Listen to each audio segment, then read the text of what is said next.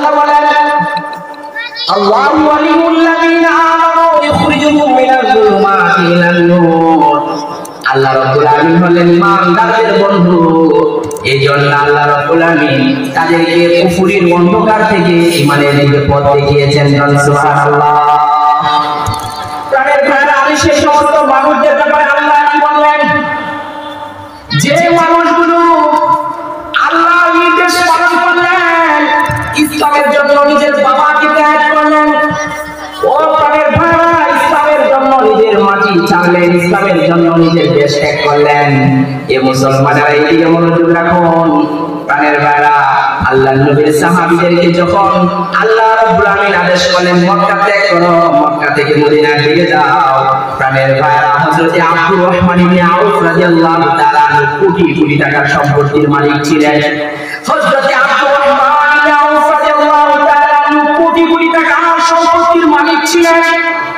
সে আব্দুর রহমান ইবনে আউফ রাদিয়াল্লাহু তাআলা আল্লাহর ইসলাম পালন করার জন্য সম্পদের মায়া করে নাই, দুই বাচ্চার মায়া করে নাই।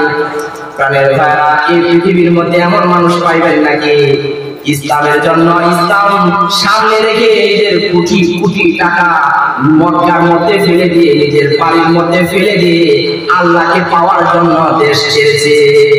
এমন মানুষ পাওয়া যাবে? আবার বলেন, পাওয়া যাবে? পাওয়া যাবে না, কোথাও পাবেন না। কিন্তু ইসলাম যখন বলেছেন দেশ ছাড়ো, মাতৃভূমি ছাড়ো, নিজের বিবি বাচ্চাকে ছেড়ে চলে দাও, বিবি যদি কাফের হয়, সে ঈমানদার হয়ে তোমার সাথে যেতে প্রস্তুত থাকে, নিয়ে যাও। আর যদি কাফের থাকতে চায়, তাকে ফেলে দিয়ে মদিনার দিকে চলে যাও।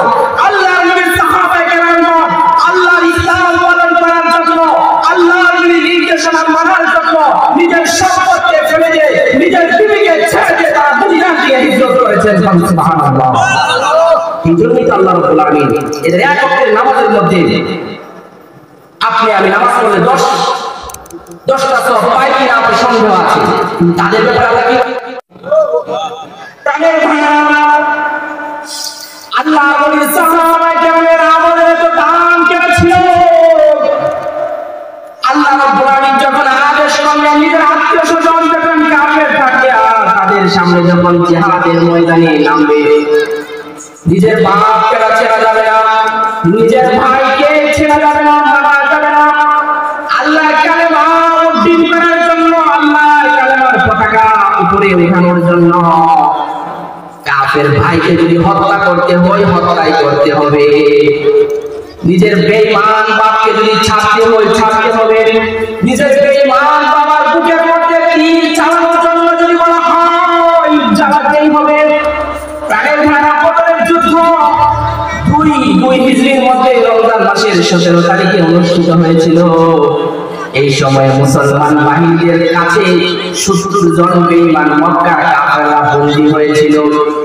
হযরত ওমর রাদিয়াল্লাহু তাআলা আনহু বললেন, ইয়া রাসূলুল্লাহ, সাহাবায়ে কেরামদের কাছে যখন পরামর্শ চাওয়া হলো, সব সাহাবীদের পরামর্শ পড়ে হযরত ওমর রাদিয়াল্লাহু তাআলা আনহু পরামর্শ দিলেন, ইয়া রাসূলুল্লাহ, আমার এই ভাই যারা বন্দী হয়েছে তারা আমাদের কারো না কারো আপনজন, কারণ মক্কা থেকে তারা হিজরত করেছে মদিনার দিকে।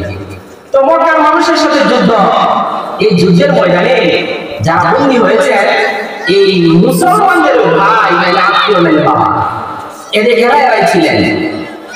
ওই সময়ের মধ্যে ওমর রাদিয়াল্লাহু তাআলা বলেছেন, ইয়া রাসূলুল্লাহ, এই বন্দী যারা আছে সবাইকে হত্যা করে ফেলতে হবে। সুবহানাল্লাহ।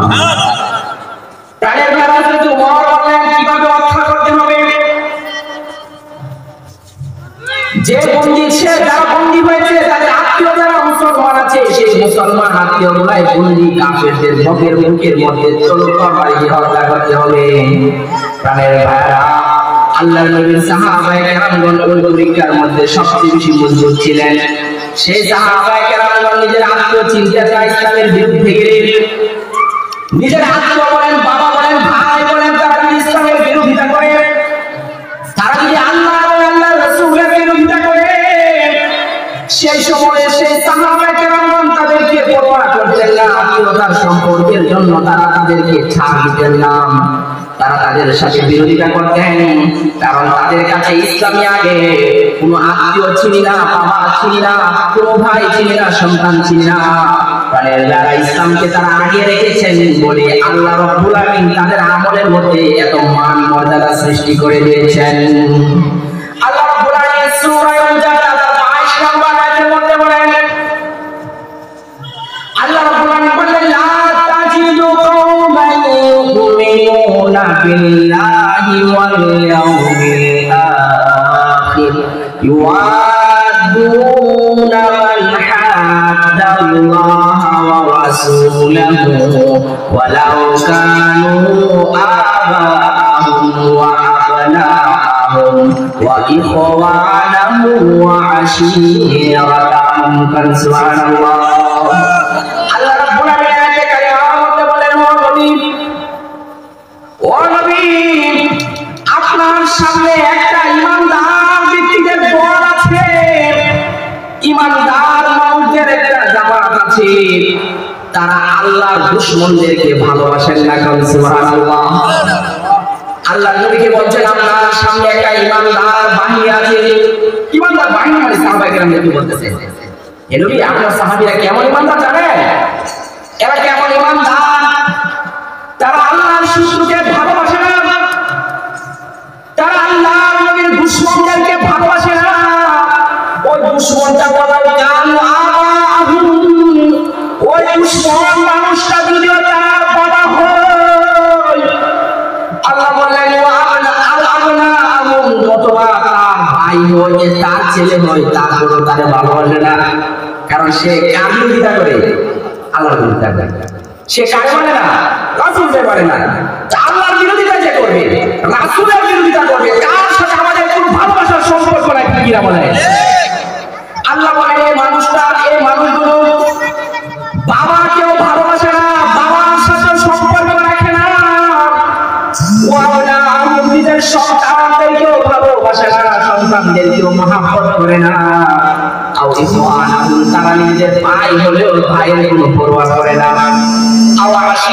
অথবা গুপ্তের কে হলো, আত্মীয়র মধ্যে কে হলো, সেটা পরোয়া করে না। প্রাণের ভাইরা, আল্লাহ রাব্বুল আলামিন যে একটা ইমানদারির পাকাপোক্ত সার্টিফিকেট তাদের ব্যাপারে দিয়েছেন, এর চেয়ে আর অর্জন পৃথিবীর মধ্যে আর কোনোটাই হতে পারে না। ঠিক কিনা বলো? আল্লাহ কি বলেছে?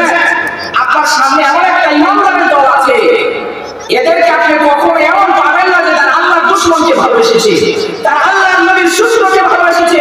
হোক সে আল্লাহর নবীর দুশমনটা তার বাবা, হোক সে তার নিজের সন্তান, হোক সে তার ভাই, হোক তার সে আত্মীয়, এই লোকগুলোকে সে কখনো ভালোবাসে না, কারণ সে আল্লাহর দুশমন। ঠিক কিনা বলেন?